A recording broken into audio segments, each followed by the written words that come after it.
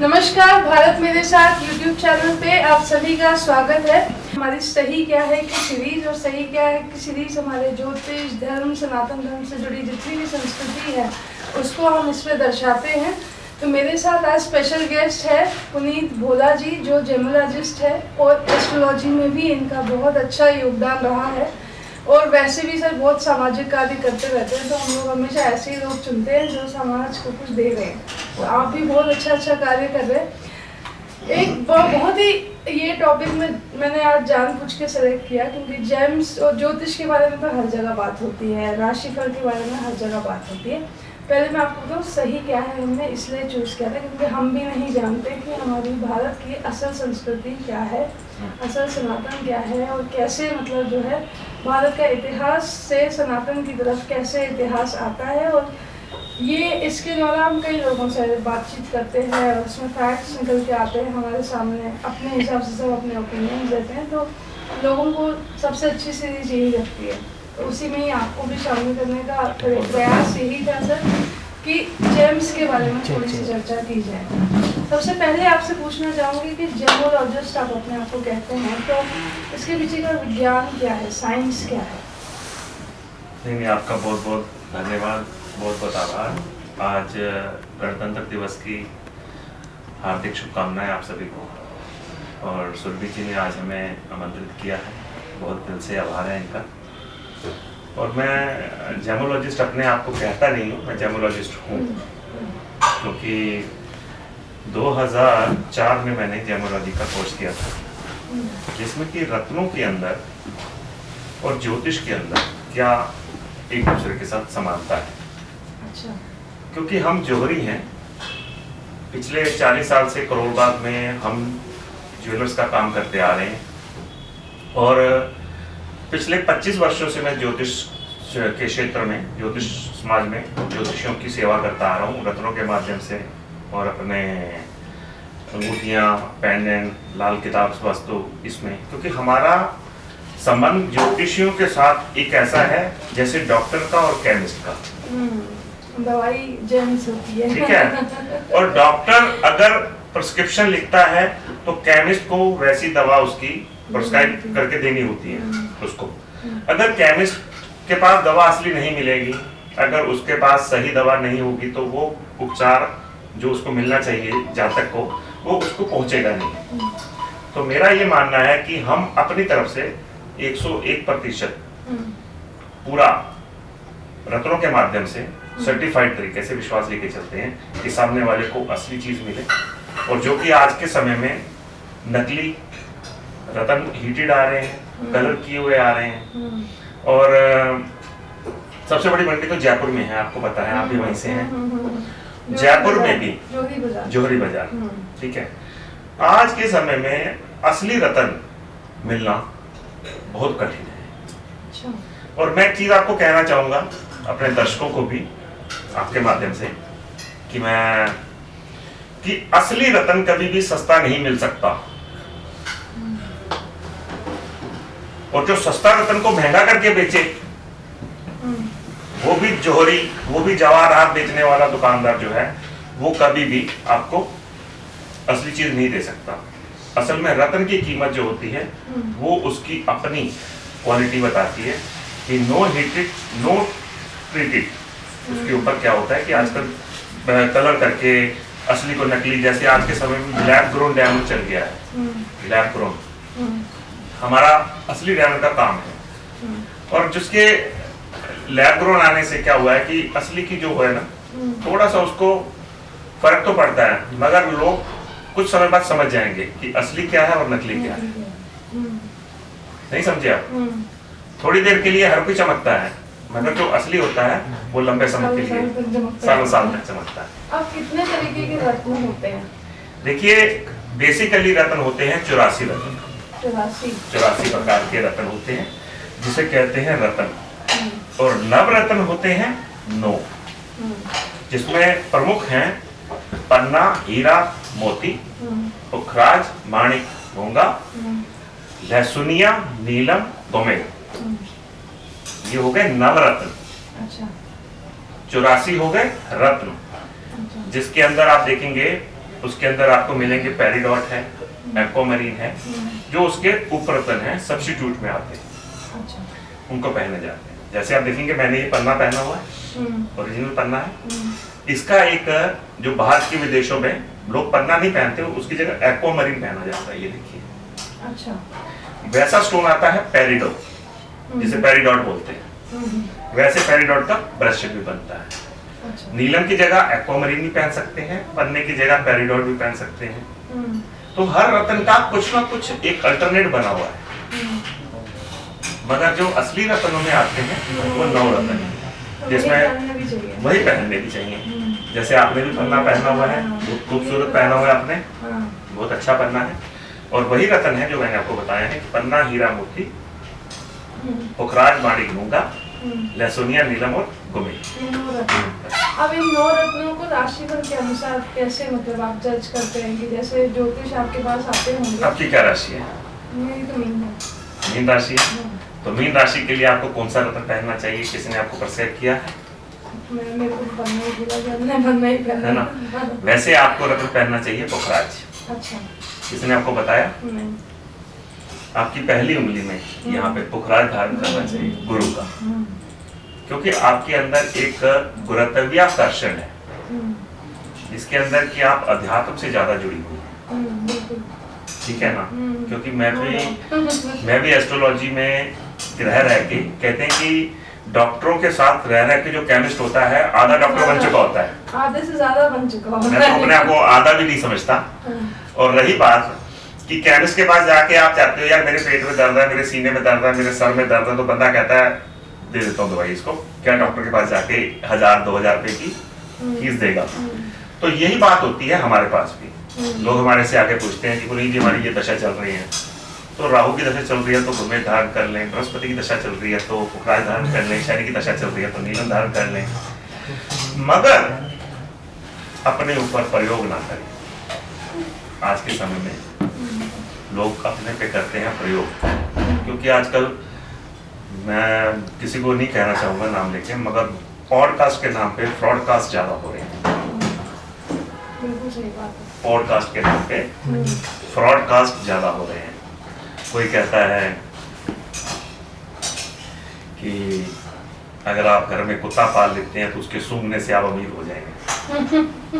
अभी मैं आते आते एक जगह सुन रहा था, हमारे एक मित्र हैं, बड़े भाई हैं मेरे, उमंग तनेजा जी, वो इसको लेके बहुत प्रचलित हैं कि वो सच बोलते हैं, और जो कड़वा होता है वो सच भी होता है और असरकारक भी होता है। तो अभी मैंने आते आते गाड़ी में, जब मैं अपने घर से आ रहा था जनकपुरी से, तो यहाँ आने में मेरे को लगा तो सही आपके स्टूडियो में 1.5 घंटा मैं उसमें पढ़ रहा था कि एक एस्ट्रोलॉजर है, ऐसी कई एक ज्योतिषाचार्य, टैरो रीडर और कई ऐसे नए आ गए हैं जिनको ना ये नहीं पता कि हम कह क्या रहे हैं, बोलना क्या चाह रहे हैं। बस मुंह से निकाला और उसको लोगों के बीच में फेंक दिया, चाहे वो कचरा है, चाहे वो ज्ञान है, चाहे वो किसी भी तरह की सामग्री है।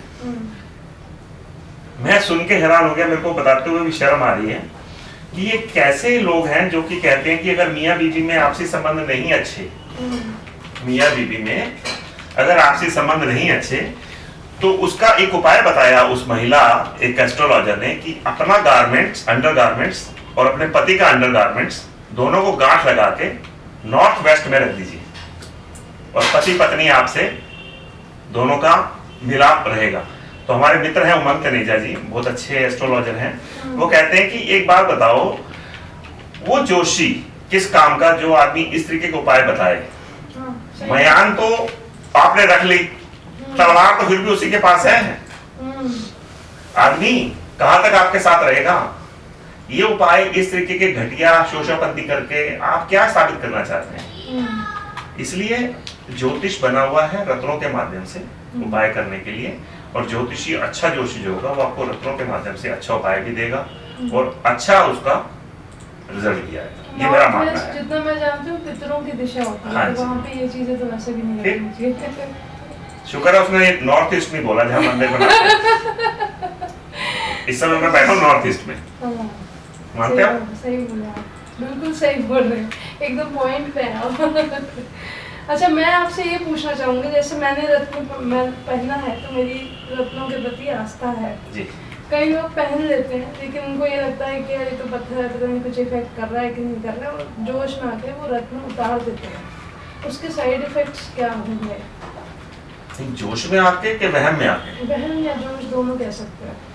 देखिए, जोश में तो पहने आदमी तो अच्छा लगता है, मगर वहम में आके क्या होता है, किसी ने कहा कि आपका कान ले गया कुत्ता, आप कुत्ते पीछे भागने लग गए, अपना कान नहीं चेक किया है कि नहीं है।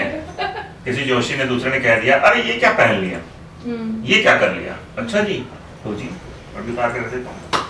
अरे भले मानस, आप जो हो 90% जो है अपने कर्मों का भुगतान ही तो कर रहे हो इस समाज में आके। जोशी के पास तो अब तक जाते हो जब आपका संभलने का समय आता है। ज्योतिष एक माध्यम है, बेसिकली आपके सर्वप्रथम आपके कर्म हैं जो आपके साथ जुड़े हुए हैं। आप कभी भी किसी वहम में, किसी भेड़ चाल में ना शामिल हो, और एक अच्छे वक्ता से, जैसे कि हम आपस में एक दूसरे के साथ समाज को अच्छा संदेश दे रहे हैं, तो अपनी तरफ से पूरी कोशिश है कि हम लोगों को, कई करोड़ों की संख्या है, उसमें से अगर 1% भी हमारी बात से सहमत हो जाए तो समझ लीजिए हमारा आज का प्रयास सफल है। और फिर हम लोग ऐसे प्रयास करते रहे। मैं कह रहा हूँ भविष्य में मैं आपसे पुनीत भोला तन मन धन तीनों से समर्पित हूँ, और मैं आपके साथ सदा जुड़ा हूँ, और मैं जहाँ पर भी कहीं पर भी रहूंगा आपको वहाँ पे पूर्ण रूप से उपस्थित आपकी सेवा में। अब मुझे ये बताइए, जेम्स तो हम पहन लेते हैं, इसको मेंटेन कैसे किया जाए, कैसे इसकी सफाई होती है, और किस तरह से मतलब पहनना चाहिए, पहनने का मतलब प्रक्रिया क्या है? जैसे वो पन्ना पहना था मैंने बुधवार के दिन, तो अभिषेक करके जब या रात में कच्चे दूध में रख के, जो भी तरीके होते हैं, तो कैसे मतलब पहनने का जो प्रक्रिया है वो क्या है, प्रोसेस क्या है, मैं वो समझना चाहती हूँ। देखिए, बात है कि बुधवार को पहना जाता है पन्ना, गुरुवार को पहना जाता है पुखराज, शनिवार को नीलम, ऐसे ही और सभी दिन है, जैसे सोमवार को मोती पहना जाता है। रतन एक बार अगर पहन लिया तो उसे उतारिएगा नहीं। कई लोग क्या कहते हैं कि हम किसी शव यात्रा के साथ जा रहे हैं शमशान घाट में, तो हम घर में उतार के चले जाएंगे, फिर आके उसको धो के पहन लेंगे। ये मन में होता है कि हम शमशान घाट पे जा रहे हैं तो रतन नहीं पहन के जानी चाहिए, ठीक है। यहाँ कभी महिलाओं के अंदर वो स्थिति आ जाती है कि जी मैं अभी, जैसे कि मासिक धर्म चल रहा है, उसमें मैं अशुद्ध हो गई हूँ, तो मेरे को वो नहीं पहनना, मेरे को उतार देना है। बेसिकली क्या होता है कि ये मन की भ्रांतियां छोड़ दीजिए कि आप अशुद्ध हैं कि शुद्ध हैं। आप जहाँ जा रहे हो कि वहाँ शुद्ध है, वहां पर अगर जाते हो तो मोबाइल फोन लेके जाते हो ना, तो उसे भी आके गंगा जल में धो लिया करो। शमशान घाट में भी मोबाइल पे देख रहे होते हैं ना, हाँ जी अभी भी किसका नंबर आया, मेरे को बस आया, उसको भी आके गंगा जल में डाल दो ना 2 मिनट के लिए। आजकल तो शमशान घाट पर मोबाइल लेके लाइव भी, मैं वही तो कह रहा हूँ, ये भ्रांतियां हैं सुरभि जी। रतन एक बार धारण कर लिया तो आपने सदैव के लिए उसको पहन लिया। बस जोशी से इतना पूछना है कि मेरे को कितने साल तक के लिए पहनना है, 3 साल के लिए, 4 साल के लिए, 5 साल के लिए, 9 साल के लिए, जब तक आपकी दशा है, जब तक उसकी अवधि है, ठीक है ना। बाकी कोई भी रतन जो है वो आपको कभी भी उतारने की या उसको धोने की या साफ करने की आवश्यकता नहीं है। अगर करना भी पड़े, अगर समझो कि करना है, तो हल्का सा जैसे ब्रश करते हैं, जो होता है टूथ ब्रश होता है, वो निकाला उसी समय, अंदर से साफ किया, फिर पहन लिया। जैसे तो राशि का अपना रत्न होता है और दशाओं महादशाओं का अपना रत्न होता है, ऐसा कोई लॉजिक है? जैसे मैंने जब पहना था तो मुझे बोला गया कि आपका राशि रत्न है तो आप लाइफ टाइम पहन सकते हैं, क्योंकि आप समय की बात करें तो मेरा ये प्रश्न है थोड़ा सा। मैं ये कहना चाहूँगा कि 1, 5 और 9 कुंडली के हिसाब से लगन, ये कृष्ण पद्धति, जो वैदिक ये वैदिक है। तो 1, 5 और 9 के रतन आदमी को पहनने चाहिए। जैसे कि शुरू में अगर नीलम है तो उसके संग पन्ना और हीरा आएगा। अच्छा। अगर पुखराज है तो मूंगा और माणिक आएगा। कॉम्बिनेशन है तीनों का। जैसे आप पहनते हैं ना सलवार के साथ, जैसे कमीज पहनी, सलवार पहनी, उसके साथ दुपट्टा पहन लिया, तो ये कॉम्बिनेशन है ना। आप देखिए कितना अच्छा कॉम्बिनेशन लग रहा है आपका। आपने ऊपर अच्छी से पहनी हुई है, तो ये कॉम्बिनेशन 3 रत्नों का आपके साथ भी रहता है। अगर आप यहाँ पोखराज पहनेंगी तो इस उंगली में रूबी पहन सकते हैं, तो इस हाथ में मुंगा भी पहन सकते हैं आप। तो इसके अंदर आपको किसी अच्छे एस्ट्रोलॉजर से एक बार राय लेके रत्न धारण करना है, फिर उसको अपने लाइफ टाइम पहनने के लिए रख देना है। उसको उतारने की जरूरत नहीं है जब तक कि वो टूट ना जाए, खंडित ना हो जाए, खराब ना हो जाए। एक बार रत्न पहन लीजिए। दशाएं आती रहती हैं, जाती रहती हैं, दशाओं के उसमें नहीं आना। दशाओं के हिसाब से सिर्फ उपाय करे जाते हैं कि जैसे राहु है, राहु की दशा आई है तो उसमें मछलियों को दाना खिलाइए, मछलियों को आटे की गोलियां खिलाइए। गुरु की दशा आई है तो उसके अंदर आप पीली वस्तुओं का दान कीजिए। शनि की दशा में आप जो है सरसों का तेल में अपना चेहरा दिखिए और शनि देव पे चढ़िए शांति के लिए। तो जैसे 4 मौसम हैं, जैसे जैसे मौसम बदलते हैं तो उसी तरीके से आप कपड़े भी बदलते हो, खाना पीना भी बदलते हो ना। अब सरसों का साग और मक्की की रोटी आज के समय में तो खा रहे हो, जून जुलाई में खा के दिखाओ आप, बनेगा? ये होता है दशाएं और मौसम, आती रहेंगी जाती रहेंगी, उसमें उलझेंगे तो ना इधर के रहेंगे ना उधर के, ना खुदा मिला ना विशाल सनम। अब रत्न जब हम जैसे अंगूठी में पहनते हैं, गले में भी पहनते हैं, तो धातु भी साथ में ऐड होती है। जैसे चांदी में पहनना है कि सोने में पहनना है, या फिर वो 3-4 धातु मिला के पहनना है, जैसे ये साइंस क्या है? देखिए जैसे दवा होती है, धातु कैसे काम करती है मैं बताता हूँ आपको उदाहरण के स्वरूप। जैसे दवा है, जैसे पानी के साथ पानी के साथ भी खाई जाए, दूध के साथ भी खाई जाए, जैसे वो कहते हैं कि इसको शहद में मिला के भी, जैसे दवा और रत्न का भी यही तरीका है। जैसे मोती है उसको मैक्सिमम चांदी में पहना जाता है, नीलम को चांदी में पहना जाता है, पुखराज को सोने में पहना जाता है, गुमेद को पंचधातु में पहना जाता है, लहसुनिये को पंचधातु में पहना जाता है। अब हम पंचधातु खुद अपना हाथों से तैयार करते हैं, जिसके अंदर सोना, चांदी, तांबा, लोहा और जस्त, जिंक। अच्छा। लोग क्या करते हैं, पंचधातु के नाम पे पीतल बना के दे देते हैं। जैसे बाजार में आपको अंगूठियां बनती है ना, 20 रुपए की, 50 रुपए की, वो कभी भी पंचधातु तो ना हुआ, पीतल हुआ है, जो एक नॉर्मल मेटल होता है। पंचधातु में सोने की भी मात्रा डलती है, चांदी की भी डलती है, कॉपर की भी डलती है, जिंक जिसको हिंदी में जस्त बोलते हैं उसकी भी डलती है। तो पंचधातु ही सर्वश्रेष्ठ है। अष्टधातु कभी नहीं होता, बस बोल देते हैं लोग कि अष्टधातु है। पंचधातु में सोना, चांदी, तांबा, लोहा और जस्त, जिसे जिंक कहा जाता है। तो उसके हिसाब से जिसमें कहा जाएगा, जो आपको रत्न बताएगा वो ये भी बताएगा कि कौन सी धातु में से धारण करना है। बस। तो आप चांदी, सोना, ये धातु को पहचानने का क्या तरीका होता है? जैसे जेम्स का तो आपने बता दिया, अब हम यहाँ से अगर लोकल से चांदी ले रहे हैं, वो काफी जल्दी हो जाती है, तो इसकी मतलब जो रियलिटी है वो कैसे, मतलब टेस्ट कैसे करें कि हम लोगों ने चांदी लिया है, सोना लिया है, असली जेमस्टोन कैसे हम टेस्ट कर सकते हैं? क्या क्या तरीके हैं? देखिए क्या होता है कि चांदी अगर काली पड़ती है तो इसका मतलब चांदी असली है। अच्छा। समझ गए? बड़े बड़े अगर आपका व्हाइट कलर का मेटल काला हो गया, व्हाइट कलर का मेटल गिलेट है, वो कभी काला नहीं होगा क्योंकि वो चांदी नहीं है। चांदी जो होती है वो जो बाहर की जो होती है ना गंदगी, वो उसको पकड़ती है। जो गर्म हवाएं चलती हैं या दूषित कोई वातावरण होता है, वो आपको उसके अंदर नजर आता है कि चांदी बड़े बड़े काली क्यों पड़ गई है। वो असली चांदी की पहचान है। अच्छा। इसलिए चांदी को कहते हैं ना कि रैपर में या तो ढक के रखो या बंद करके रखो तो काली नहीं पड़ेगी। चांदी खुले में रखोगे तो आने वाले हफ्ते में वो काली पड़ जाएगी, अगर शुद्ध है तो। और अगर शुद्ध नहीं है, गिलेट है, ज्यादातर देखा होगा जो पायलें होती हैं वो खोटी होती हैं, 30-40% की, वो ज्यादातर व्हाइट ही रहती हैं, काली नहीं पड़ती। अगर खरी चांदी होगी तो वो काली पड़ जाएगी। अच्छा। इसलिए चांदी का काला होना गलत नहीं है, चांदी का काला होना उसकी शुद्धता पे निर्भर करता है कि जितनी शुद्ध होगी वो चांदी काली पड़ेगी। फिर उसको साफ करवाइए, नहीं तो घर पे भी कर सकते हैं उसको, विम बार से, सूखा विम आता है ना जो पाउडर, उससे करिए साफ हो जाता है। ये नहीं है कि काली पड़ गया तो चांदी गलत है, नहीं, चांदी का भी हाँ, अगर व्हाइट मेटल मिक्स है, कोई और मेटल है, वो तो काला कभी पड़ेगा ही नहीं। तो इसलिए धोखा हमेशा खूबसूरत होता है। धोखा हमेशा खूबसूरत होता है। जो धोखा होगा ना, वो वैसे ही होगा, चमकता रहेगा, बरकरार रहेगा, मगर जो असली होगा वो अपना रंग दिखाएगा। है ना? बड़ा जबरदस्त। आप पोएट्री भी करते हैं क्या?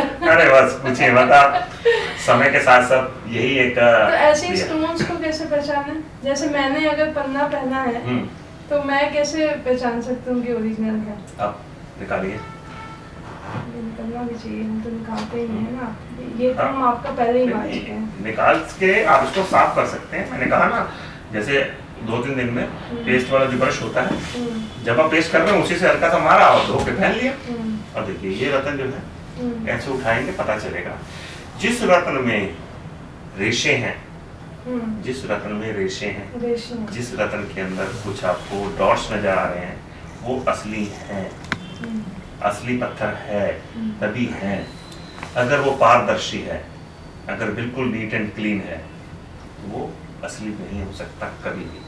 क्योंकि ये एक कुदरत ने हमें नियामत बख्शी है, जो कई लाखों करोड़ों सालों में जमीन में से निकल के पत्थर हमारे उंगलियों तक पहुंचते हैं। ठीक है ना? इसलिए मैंने कहा कि अगर उसमें ऐब है, नजर आता है कि मेरे को लग रहा है इसमें कोई दाग है, इसके अंदर चाला है, तो ये असली की ही पहचान है। ठीक है ना? अगर वो पारदर्शी है, ट्रांसपेरेंट है, तो वो असली नहीं है। तभी मैंने कहा कि धोखा हमेशा खूबसूरत होता है। जो कहेगा ना, देखिए चमक रहा है, देखिए कितना प्यारा लग रहा है, तो इसलिए वो असली नहीं है।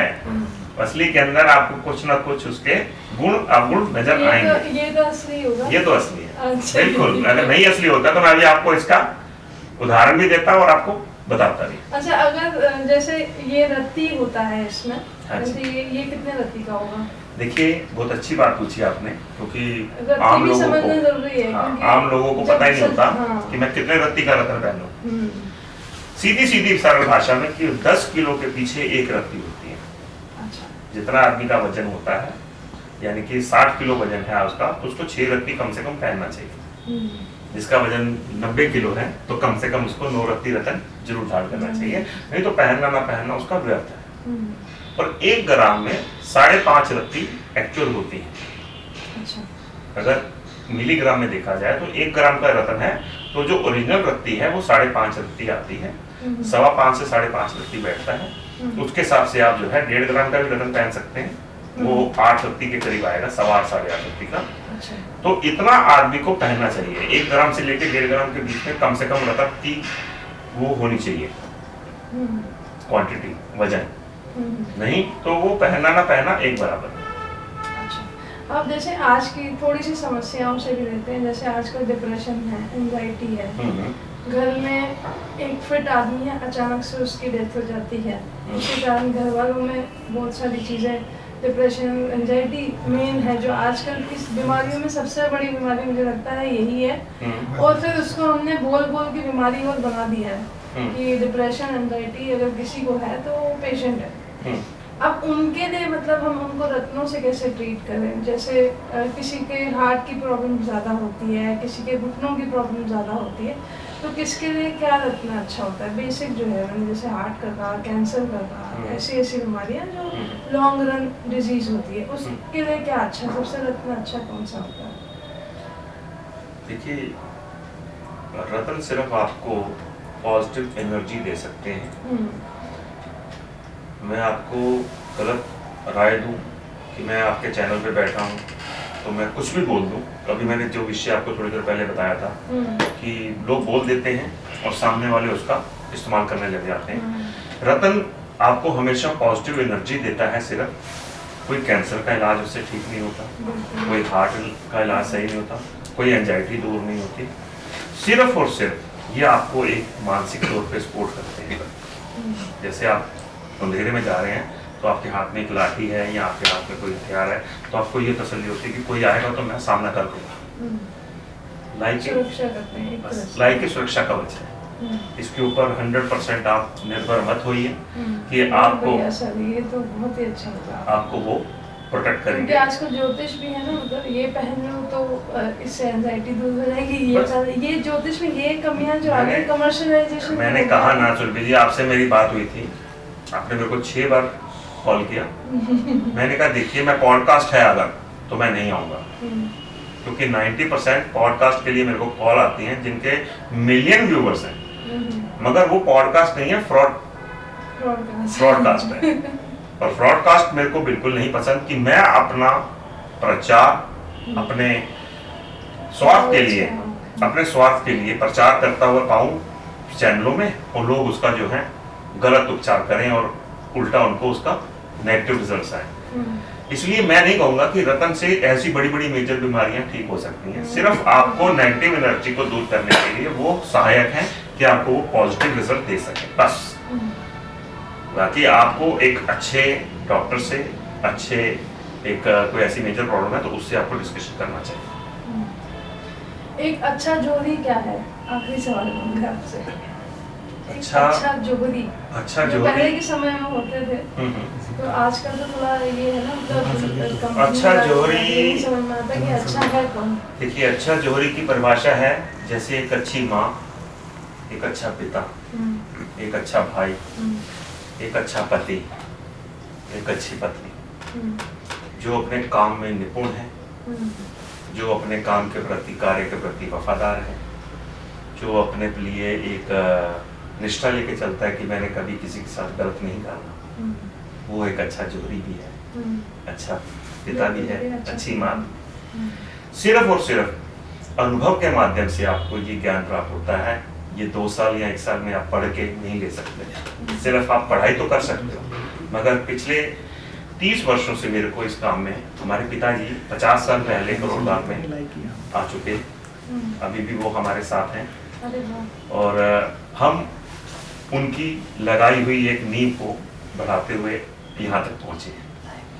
और तजुर्बा जो है वही अनुभव है, और वही एक अच्छे जोहरी का, अच्छे सुनार का, अच्छे जेमस्टोन्स का एक पर्याय है, और ये उम्र के साथ साथ आपको आता है। और हमने आज तक यही चीज कमाई है कि आज हम आपके प्लेटफॉर्म पे बैठे हैं और आपने हमें मान सम्मान दिया, और ऐसे ही हम आगे आपको अच्छी ठीक है जो है जानकारियां देते रहें। और आपका आखिरी सवाल था ये, मेरे को लग रहा है। अब अगर बताना चाहे, अगर करोल बाग में आपकी शॉप पे आना हो किसी को, तो आप बता दीजिए, कोई आना चाहे और अच्छे जेम्स आपसे देना हो। सभी का तहे दिल से स्वागत है जी। मैं पुनीत जौहरी, और हमारी शॉप करोल बाग में Gurudwara road opposite post office, उसमें आप आ सकते हैं, जिसका नाम है भोला जेम्स एंड ज्वेलर्स। और हम हीरे में और सभी नवरत्नों में डील करते हैं, और असली और सच्चे रत्न देने का पूरा प्रयास करते हैं। और बाकी सुरभि जी के माध्यम से आपको जो हम डिस्काउंट दे सकते हैं वो पूरा देंगे। जो हमें यहाँ पर आकर ये कहेगा ना कि हमने सुरभि जी के चैनल के माध्यम से आपको देखा है, तो उनको पूरे तरीके से, और हमें भी डिस्काउंट देंगे आपके लिए तो पूरा तन मन धन से।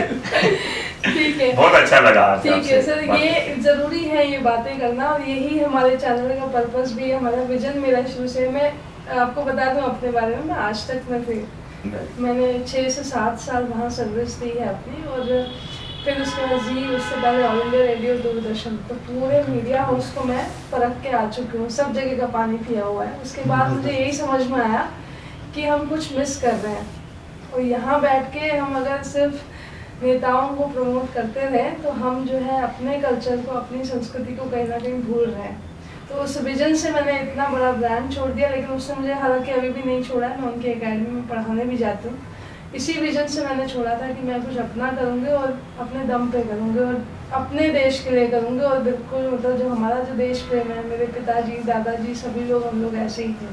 तो समाज को हम मीडिया के थ्रू या फिर किसी और तरीके से, हमारा स्टार्टअप है उसके थ्रू भी हम लोग बहुत किसानों को, आर्टिसंस को, शिल्पकारों को प्रमोट करते हैं, यहाँ पे सामान लाते हैं। तो उनके लिए एक वो हो जाता है कि यार दिल्ली हमारा सामान जा रहा है, मैडम दिल्ली में खरीद रही हैं, मैडम सेल कर रही है, तो बहुत ही लो प्रॉफिट पे हम लोग आगे उसको बेचते हैं।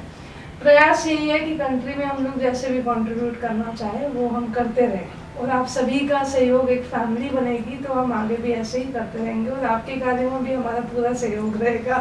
नहीं, आपको भोला ज्योतिष मंच, जो कि मैंने एक BGM क्लब के नाम से एक संस्था बनाई है, जिसमें कि आपको उसके अंदर हर तरीके का सहयोग प्राप्त होता है। पीछे हमने नए साल पे अभी हमने ब्लड बैंक का आयोजन किया था, जिसके अंदर तकरीबन 170 लोगों ने जो है ब्लड डोनेट किया, क्योंकि हमारा मेन रोड पे वहाँ पे मेरा जो एस्ट्रोलॉजी का मैंने अपना बना रखा है ऑफिस, वो पैसिफिक मॉल सुभाष नगर उसके बिल्कुल अपोजिट है हमारा S21 अजय एन्क्लेव, वहाँ पे भोला ज्योतिष दरबार के नाम से है, जहाँ हम आए दिन कुछ ना कुछ हम सोशल एक्टिविटी करते रहते हैं। और वहाँ पर हमने पूरा एक ज्योतिष समाज के लिए एक सेटअप बनाया हुआ है कि वहाँ पर आइए, आप अपना लोगों को वो दीजिए कंसल्टेशन, और हमें तो सिर्फ इतना सा ही होता है कि हमारे रतन बिकते रहें